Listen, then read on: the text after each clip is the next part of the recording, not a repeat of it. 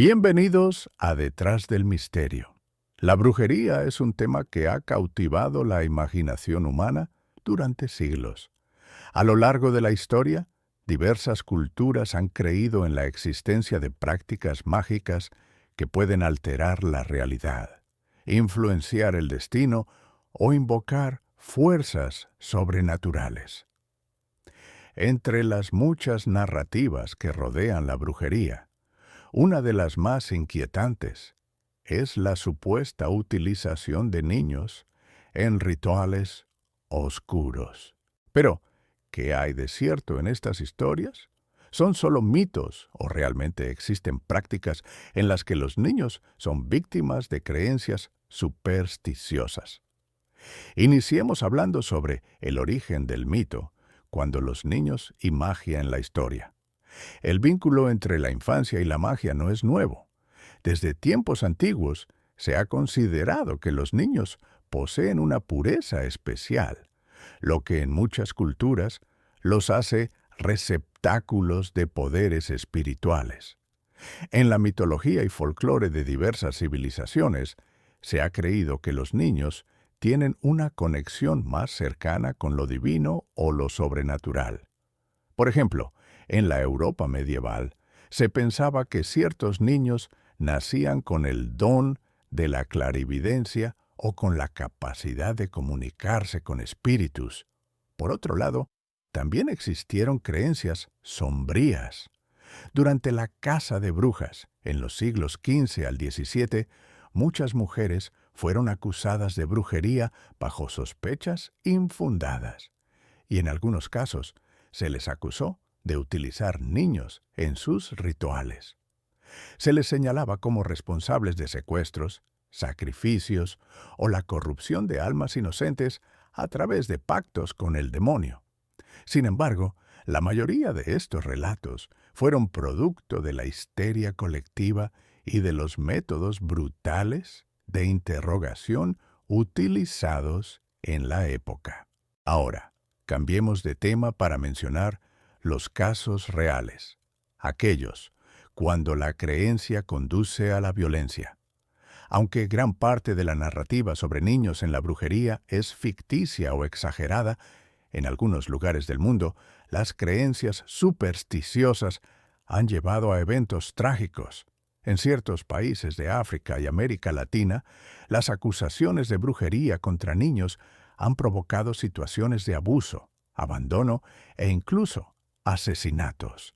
Grupos religiosos extremistas, así como algunas comunidades profundamente arraigadas en tradiciones esotéricas, han llegado a señalar a niños como portadores de maldiciones o poseídos por espíritus malignos. Por ejemplo, en Nigeria y la República Democrática del Congo, se han documentado casos donde niños han sido exorcizados de manera violenta o han sido asesinados por ser considerados brujos. Estas prácticas han sido denunciadas por organismos internacionales como UNICEF, que ha trabajado en campañas de concienciación para erradicar la violencia derivada de estas creencias. En otras partes del mundo, la creencia en rituales de magia negra también ha generado prácticas ilegales, como el tráfico de niños para sacrificios humanos en ciertos círculos criminales. En 2001, la policía británica descubrió el asesinato ritual de un niño africano en el río Támesis, un caso que dejó al descubierto la posible presencia de prácticas esotéricas dentro de comunidades inmigrantes. Si bien estos casos son raros, demuestran que, aunque la mayoría de la sociedad considera estas creencias como supersticiones, aún existen quienes actúan conforme a ellas. Ahora, ¿cuál es el papel de los niños en la magia y la brujería? No todas las creencias sobre niños y brujería están relacionadas con prácticas malignas. En muchas tradiciones espirituales y religiones afroamericanas, indígenas y esotéricas, los niños tienen un papel importante dentro de los rituales, pero sin que ello implique daño o abuso. Por ejemplo, en la santería y el candomblé, se cree que algunos niños pueden ser escogidos como iniciados en los caminos espirituales y ser protegidos por entidades superiores. Sin embargo, el problema surge cuando las creencias se distorsionan y se llevan a extremos peligrosos. En comunidades donde la educación es limitada y la superstición tiene un gran peso, es más probable que los niños sean víctimas de abusos en nombre de la fe o la magia. Por ello, es crucial distinguir entre las prácticas culturales inofensivas y aquellas que representan un riesgo real. Antes de finalizar, ¿es culpable Hollywood y la explotación del mito?